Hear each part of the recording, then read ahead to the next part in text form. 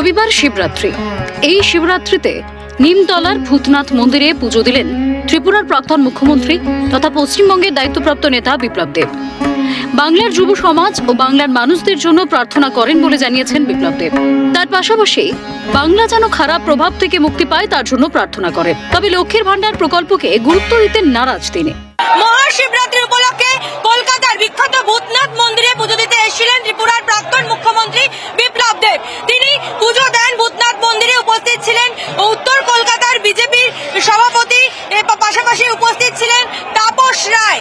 শিবজির কাছে এটাই প্রার্থনা করি, পশ্চিমবঙ্গের সমস্ত মানুষের শান্তি হোক, সুখে থাকুক।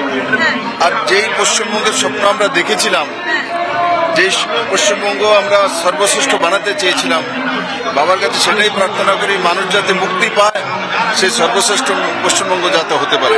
লক্ষ্মীর ভান্ডারে ১,৫০০ টাকা করছি, আর ২,০০০ টাকা ছোট্ট রাজ্যে ত্রিপুরা মানুষ পায় মহিলারা। তো এইগুলো পশ্চিমবঙ্গের মানুষকে বোকা বানানোর একটা।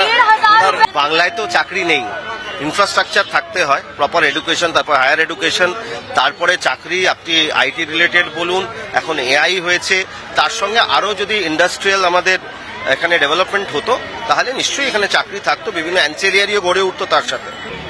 ভগবানের কাছে, শিবের কাছে এটাই প্রার্থনা করলাম, যাতে পশ্চিমবঙ্গে আগামী দিনে একটা শান্তি পশ্চিমবঙ্গ হয়ে ওঠে, একটা উন্নয়নশীল পশ্চিমবঙ্গ আমরা পাই, যেটা বর্তমান তৃণমূল সরকারের অধীনে থাকা সম্ভব নয়।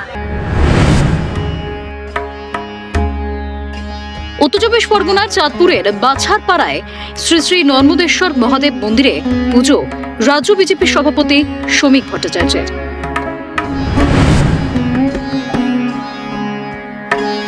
শিবরাত্রিতে পশ্চিম মেদিনীপুরের খড়গপুরের একাধিক মন্দির ঘুরে দেখেন বিজেপি নেতা দিলীপ ঘোষ।